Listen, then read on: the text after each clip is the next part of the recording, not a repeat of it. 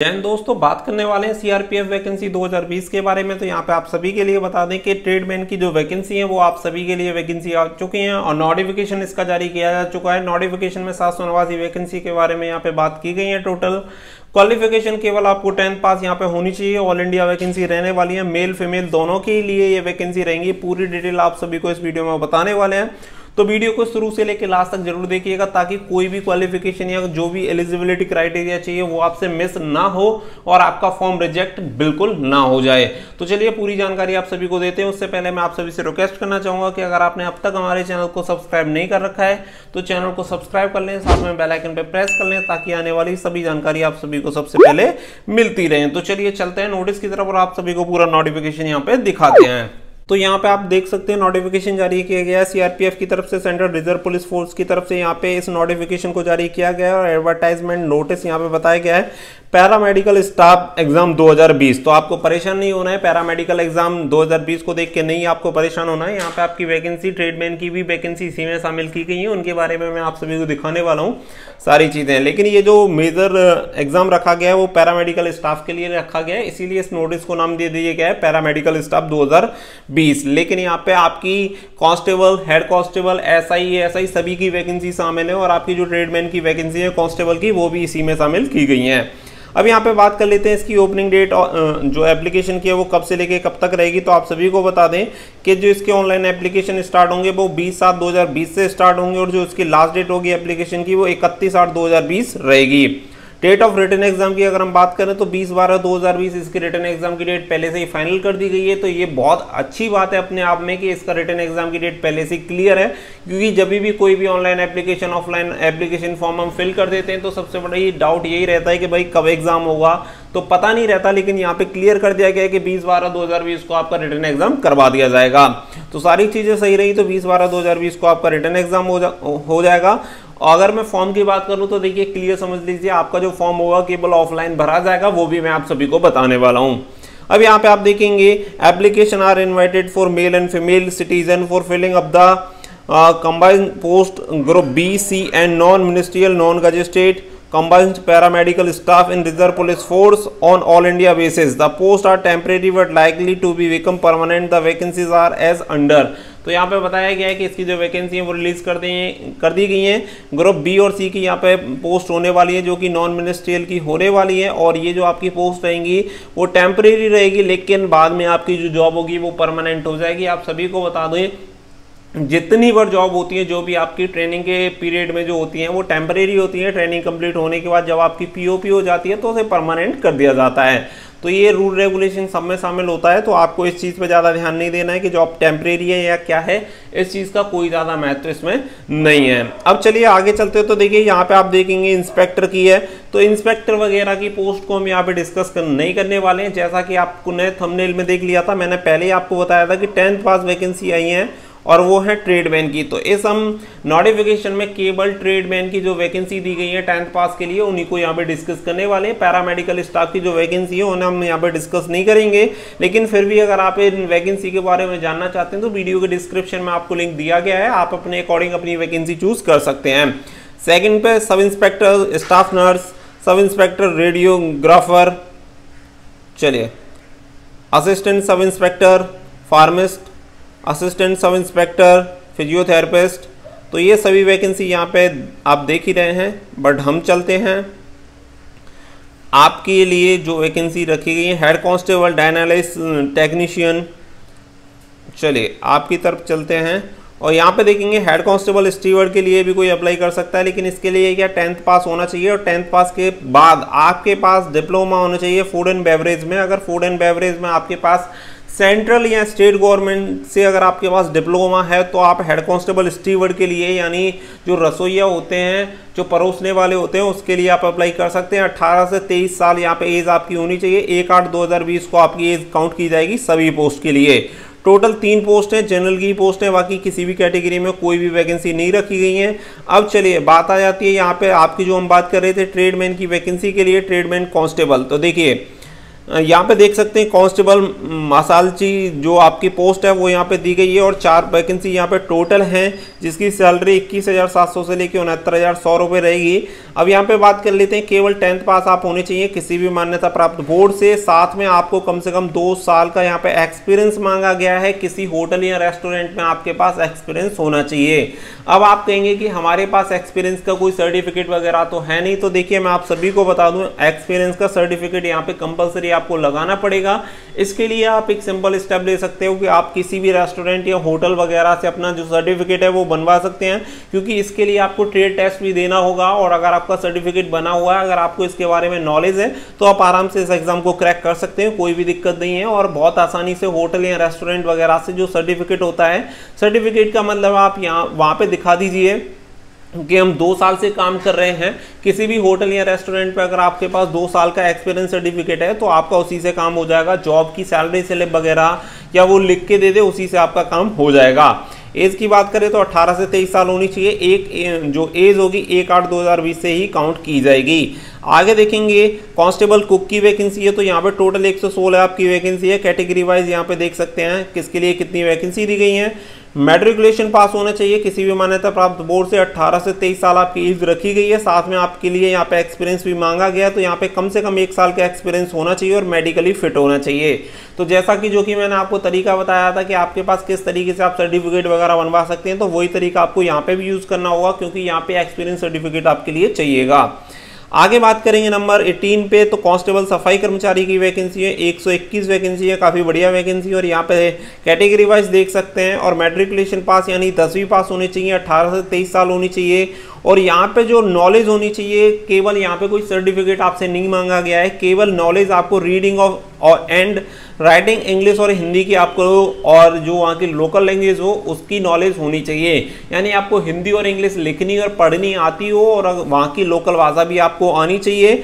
Simple, यानी आपको हिंदी आनी चाहिए। अगर आपको हिंदी आती है तो आप इसके लिए अप्लाई कर सकते हैं। आपको लिखनी आती हो और बोलनी आती हो तो आपका काम हो जाएगा। उसके अलावा कोई भी आपको सर्टिफिकेट नहीं चाहिए। सिंपल, आप 10वीं पास हैं तो आप इसके लिए अप्लाई कर पाएंगे। 21,700 से लेकर 69,100 रुपये आपकी सैलरी रहेगी, जो कि लेवल 3 की सैलरी है।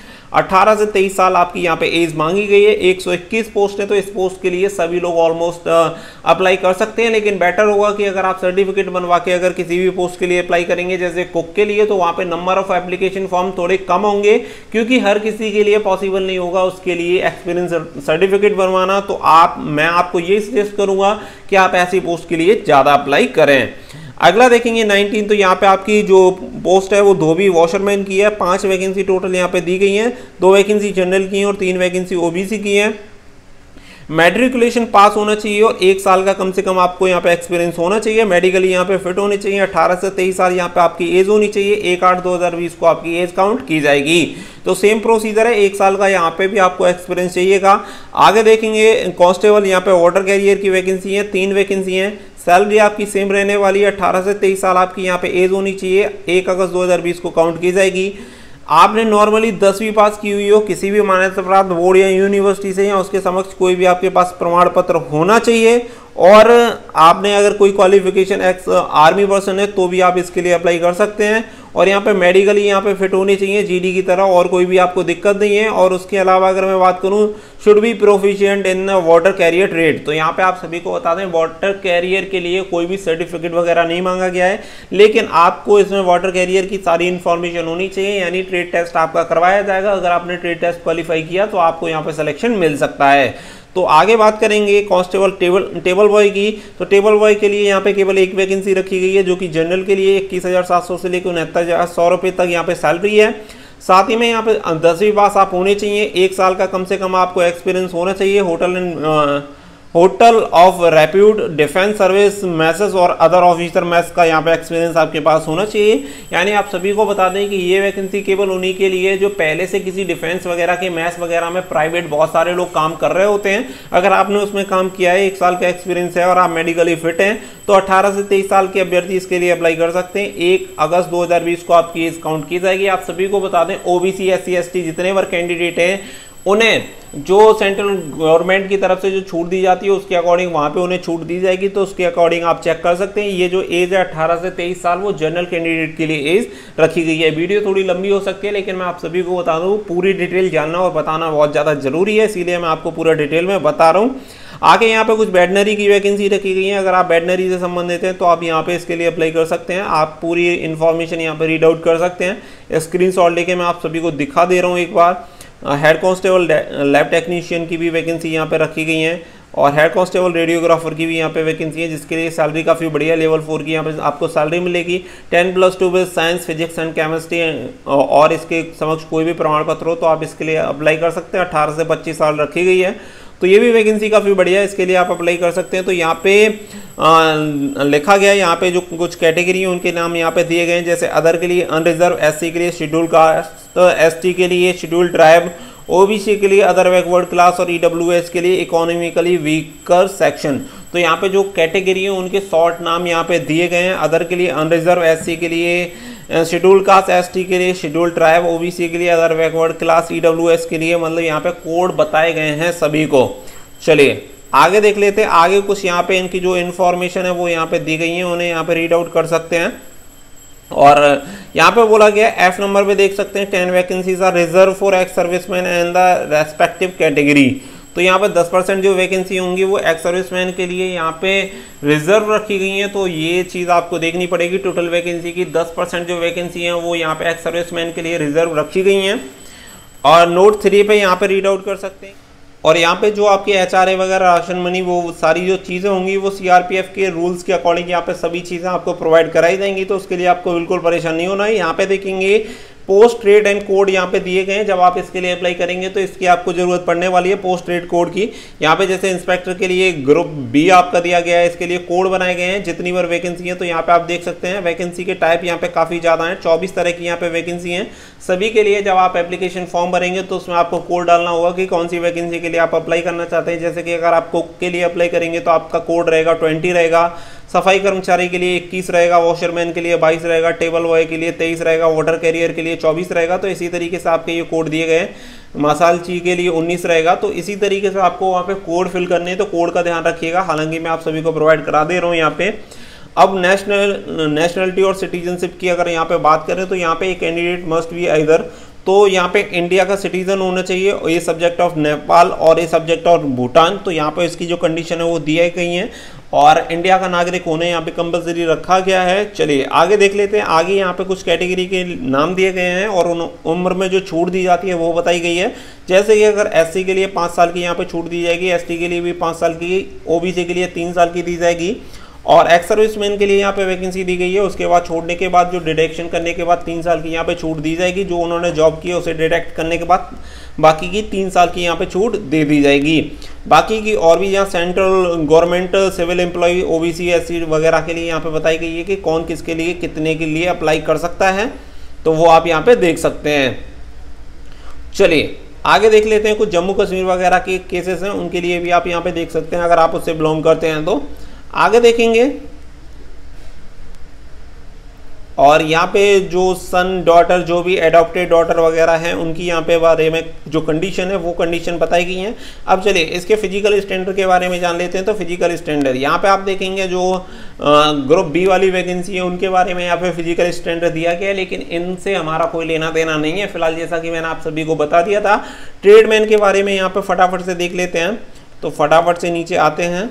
अब सेकंड नंबर पे देखेंगे फिजिकल स्टैंडर्ड फॉर कांस्टेबल, मालचालसी, कोक, सफाई कर्मचारी, washerman, table boy and the water carrier. इसके लिए जो आपकी हाइट होनी चाहिए यहाँ पे other OBC, SC and EWS के लिए मेल कैंडिडेट के लिए 170 सेंटीमीटर हाइट होनी चाहिए। अगर आप फीमेल हैं तो 157 सेंटीमीटर आपकी हाइट होनी चाहिए। अच्छी बात यह है कि ट्रेडमैन वैकेंसी के लिए दोनों ही कैंडिडेट अप्लाई नहीं कर पाते, मतलब मेल कैंडिडेट के लिए वैकेंसी होती है ज़्यादातर जितनी भी ट्रेडमैन वैकेंसी होती है, लेकिन इसमें बहुत अच्छी बात ये रखी गई है कि मेल फीमेल दोनों के लिए यहाँ पे वैकेंसी रखी गई है। तो दोनों ही इसके लिए अप्लाई कर सकते हैं बहुत ही आसानी से। चलिए ये यहाँ पे बात होगी आपके फिजिकल स्टैंडर्ड की। आगे चलते हैं और चेस्ट की यहाँ पे अगर हम बात करें तो अदर ईडब्ल्यूएस, एससी और ओबीसी के लिए अगर हम यहाँ पे बात करेंगे तो मेल कैंडिडेट के लिए 80 से 85 सेंटीमीटर यहाँ पे सीना होना चाहिए। कम से कम आपकी जो सीना होना चाहिए बिना फुलाए 80 होना चाहिए और 5 सेंटीमीटर का फुलाव यहाँ पे कंपलसरी रखा गया है।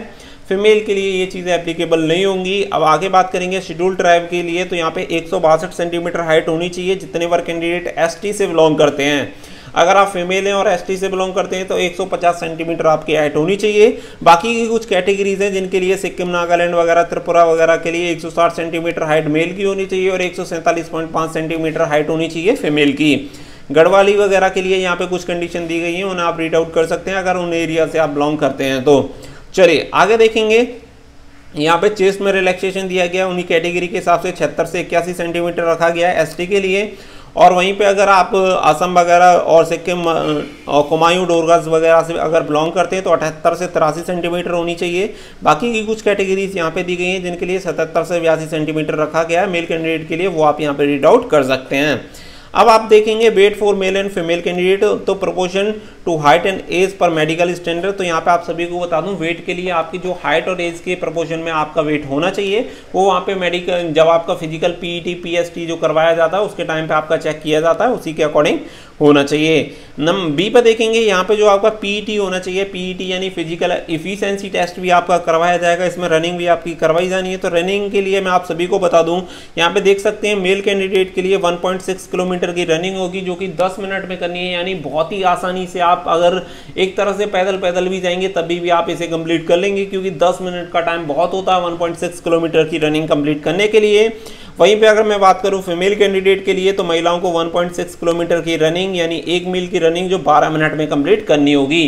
तो रनिंग में आपको कोई भी दिक्कत नहीं होने वाली है, बहुत ही आसानी से आप यहाँ पे रनिंग को कंप्लीट कर लेंगे। इसके अलावा और कोई इवेंट आपका फिजिकल एफिशिएंसी टेस्ट में नहीं रखा जाएगा। तो स्टैंडर्ड टेस्ट की बात कर ली, एफिशिएंसी टेस्ट वगैरह की हमने यहाँ पे पूरी टोटल आप सभी के लिए बात कर ली है। कुछ यहाँ पे एक्स सर्विसमैन वगैरह के लिए यहाँ पे फिजिकल स्टैंडर्ड वगैरह के लिए बात की गई है, तो यहाँ पे रीड आउट कर लेते हैं आप। चलिए सिलेक्शन प्रोसीजर की तरफ चलते हैं और यहाँ का सिलेबस देखते हैं कि इसका रिटन एग्जाम वगैरह कैसे करवाया जाएगा। तो यहाँ पे आप सभी को बता दूं एग्जामिनेशन जो सेंटर होंगे वो आपके यहाँ पे 9 एग्जाम सेंटर रहने वाले हैं। न्यू दिल्ली, हैदराबाद, गुवाहाटी, जम्मू, प्रयागराज, अजमेर, नागपुर और आपका मुजफ्फरपुर और पल्लीपुरम सॉरी, ये 9 सेंटर आपके रहने वाले हैं ऑल ओवर इंडिया में। तो याद रखिएगा जो भी आपका सेंटर इसके अकॉर्डिंग जो नियरेस्ट हो उसके अकॉर्डिंग आप फिल कर सकते हैं, या जो भी आपको सुटेबल हो जिस पे आप अपना एग्जाम करवाना चाहते हैं वो सेंटर यहाँ पे चूज कर सकते हैं, वहीं पे आपका एग्जाम करवाया जाएगा।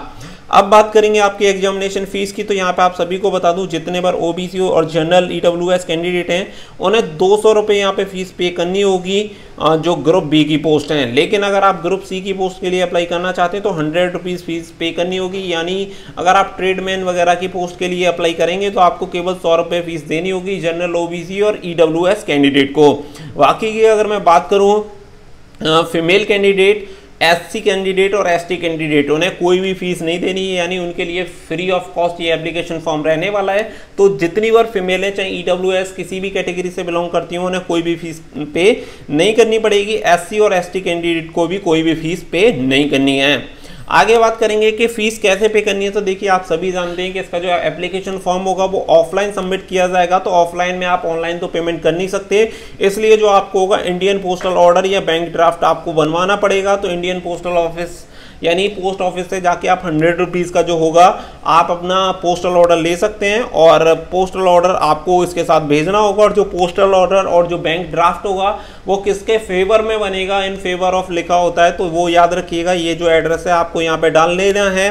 Candidate who have pay application can pay through Indian postal order और bank draft in favour of DIGP group centre CRPF Bhopal payable at SBI बंगराजिया। तो ये वाला आपको एड्रेस यहाँ पे डाल देना है इन फेवर ऑफ में। जब भी आप बैंक ड्राफ्ट या पोस्टल ऑर्डर जो भी बनवाएं ये एड्रेस आपको कंपलसरी उस पर डालना होगा। बात आती है हाउ टू अप्लाई, तो इसके लिए आपको ऑफलाइन एप्लीकेशन फॉर्म दिया जाएगा। Must be submitted by hand post only, तो ऑनलाइन इसे आप नहीं कर सकते, आपको बाई पोस्ट इसे भेजना पड़ेगा। इसकी ऑनलाइन की जो इसकी ओपनिंग डेट होगी वो 20/7/2020 रहेगी, 31/8/2020 लास्ट डेट इसकी रहेगी। तो याद रखिएगा ऑफलाइन फॉर्म होगा, ओपनिंग डेट ये है और क्लोजिंग डेट आप सभी को ये क्लियर यहाँ पे हो गई है। भेजना कहाँ पे, ये यहाँ पे आप देख सकते हैं कि यहाँ पे जो भी चीज़ें हैं all the daily field application from with photo copies of relevant document. तो यहाँ पे जितने बार आपके रिलीवेंट डॉक्यूमेंट हैं, जो भी आपके डॉक्यूमेंट की लिस्ट भी मैं आप सभी को बता दूंगा कि क्या क्या डॉक्यूमेंट चाहिए, और 2 कम से कम पासपोर्ट साइज आपको यहाँ पे फोटो भेजने हैं। और यहाँ पे बोला गया है and envelope monitoring correspond of the applicant with requisite stamp should be mail deposited. तो यहाँ पे आप सभी को बता दूं 2 पासपोर्ट साइज फ़ोटो भेजने हैं और यहाँ पे आपको अपना एड्रेस वगैरह है जो उस पर एकदम सही तरीके से लिखना है ताकि कोई भी आपको वहाँ पे प्रॉब्लम ना हो। अगर आप ऐसा करेंगे, अगर आप एप्लीकेशन फॉर्म के साथ अपने फोटोग्राफ नहीं भेजते हैं तो आपका एप्लीकेशन फॉर्म रिजेक्ट यहाँ पे कर दिया जाएगा। Name of examination EI central reserve police force paramedical staff 2020। तो आपको उस पर सबसे ऊपर नेम ऑफ द एग्जामिनेशन पे जो एप्लीकेशन फॉर्म होता है उस पर ये जरूर लिख देना है, central reserve police force paramedical staff examination 2020 should be written on the top of envelope before dispatching to DIGP Group Center CRPF Bhopal. तो वो सारी चीज़ें मैं आप सभी को बता दूंगा कि किस तरीके से ऑफलाइन एप्लीकेशन जो फॉर्म है वो कैसे भरना है और कैसे भेजना है। उसके लिए आपको टेंशन नहीं करनी है, उसके लिए एक सेपरेट वीडियो आ जाएगी जिससे कि आपके पूरे डाउट क्लियर हो जाएं। तो उसके लिए मैं एक अलग से वीडियो बना दूंगा कि कैसे आपको फॉर्म भरना है, कैसे सबमिट करना है, क्या क्या चीज़ें आपको उसके साथ लगानी है। इसके लिए कोई अलग से जो एनवलप वगैरह है उसके लिए इन्होंने नहीं बोला है। तो यहाँ पे request to change correction particular application shall not be entertain. तो यहाँ पे कोई डिटेल वगैरह आप बाद में चेंज नहीं कर सकते, जो भी चीज़ें हैं उन्हें बहुत ही केयरफुली आपको भर के भेजना है। चलिए आगे देख लेते हैं। और यहाँ पे कुछ डिटेल वगैरह दी गई हैं, उन्हें भी आप रीड आउट कर सकते हैं। यहाँ पे बोला गया कि अगर इसके टेस्ट रिजल्ट वगैरह जो होंगे CRPF की वेबसाइट पे डाले जाएंगे तो वहाँ पे आप रेगुलरली चेक करते रहें। और यहाँ पे late date receipt application form अगर आपका लेट पहुँचेगा तो उसे रिजेक्ट कर दिया जाएगा और उससे कोई भी मतलब नहीं होगा, उसे बिल्कुल भी इंटरटेन नहीं किया जाएगा। चलिए, और यहाँ पे केवल आपको एक ही जो एप्लीकेशन फॉर्म है केवल एक ही भेजना है, बाकी कोई भी नहीं भेजना है। बाद में कोई भी आपका जो एग्जाम सेंटर होगा वो चेंज भी नहीं किया जाएगा, जो भी आप एक बार डालेंगे वही आपका रहेगा। अब बात करते हैं स्टेट वाइज रिक्रूटमेंट प्रोग्राम, यानी जो आपकी स्टेज रहेंगी वो कैसे कैसे आपका एग्जाम होने वाला है। तो सबसे पहले यहाँ पे स्टेज 1 देख लेते हैं। फिजिकल स्टैंडर्ड टेस्ट यानी PST आपका करवाया जाएगा। जो PST क्वालिफाई करेगा यानी आपकी नाप तोल अगर सही रहती है तो फिर आपका PET करवाया जाएगा। फिजिकल एफिशिएंसी टेस्ट जिसमें मैंने आप सभी को बताया था 1.6 किलोमीटर की रनिंग आपको कंप्लीट करनी होगी। तो वो डिटेल यहाँ पे आप सभी को दी गई है। वो आप कंप्लीट करने के बाद अगर आप उसे पास कर लेंगे तो यहाँ पे स्टेज 2 लिखा हुआ है PST and PET qualify candidate will be issue admit card for the written examination.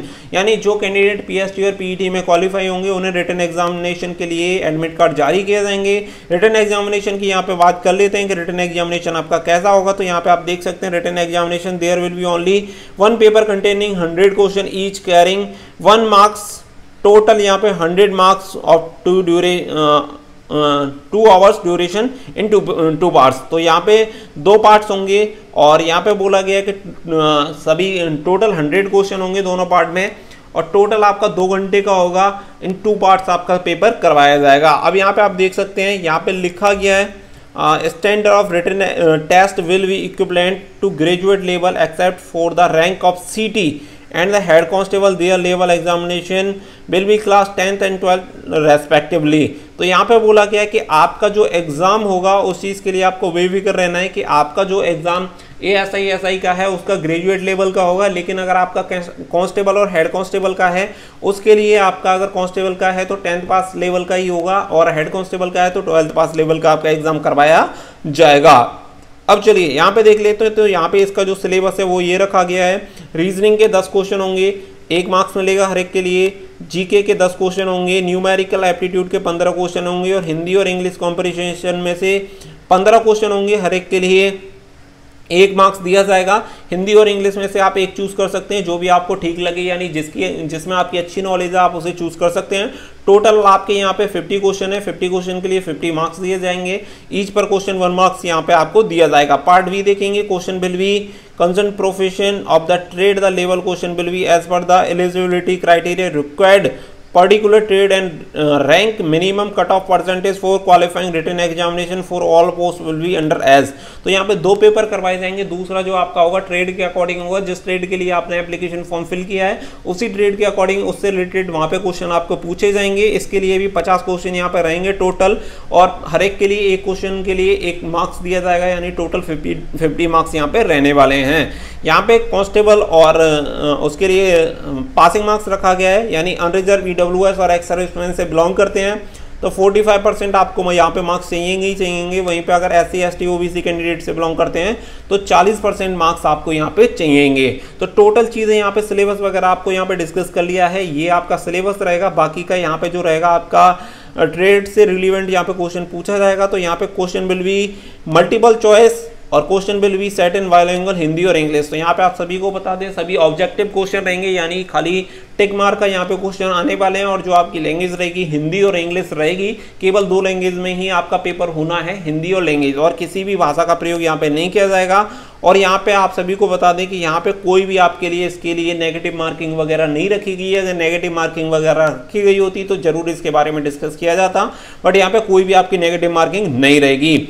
Mobile वगैरह प्रोवाइडेड रहेंगे, वो उन सारी चीज़ों के बारे में यहाँ पे बताया गया है। और यहाँ पे trade test and the screening of document यहाँ पे सेकंड स्टेज के लिए बताया गया है कि क्या क्या यहाँ पे चीज़ें आपके लिए चाहिएंगी, और जो कि आपका हेड कांस्टेबल SI वगैरह के लिए यहाँ पे बताया गया है। अगर आप ट्रेड के लिए अप्लाई करना चाहते हैं तो देखिए ट्रेड के अकॉर्डिंग यहाँ पे कुछ आपको मार्क्स दिए जाएंगे। टोटल 20 मार्क्स यहाँ पे रहने वाले हैं, वो आप देख सकते हैं। जैसे कि अगर आपको 5 साल का एक्सपीरियंस है तो 5 मार्क्स मिलेंगे, 4 साल का है तो 4, 3 साल का है तो 3, 2 साल का है तो 2, 1 साल का है तो 1। इस तरीके से आपको यहाँ पे मार्क्स दिए जाएंगे। और ये टोटल मार्क्स भी आपकी फाइनल मेरिट लिस्ट में जुड़ के ही आपको टोटल जो आपकी मेरिट होगी वो बनाई जाएगी। तो यहाँ पे देख सकते हैं यहाँ पे जो कितने मार्क्स चाहिए, 10, 9 कंपलसरी है, इतने मार्क्स आपके होने ही चाहिए। रैंक कांस्टेबल के लिए 20 में से 8 कम से कम होनी चाहिए। OBC ST कैंडिडेट से बिलोंग करते हैं तो कम से कम आपके 20 में से 7 मार्क्स होने चाहिए। इस तरीके से यहाँ पे रखे गए हैं। तो eligible candidate will be called for medical examination, और उसके बाद उन्हें फिट या अनफिट घोषित किया जाएगा, और उसके बाद उनकी फाइनल मेरिट लिस्ट लगाई जाएगी।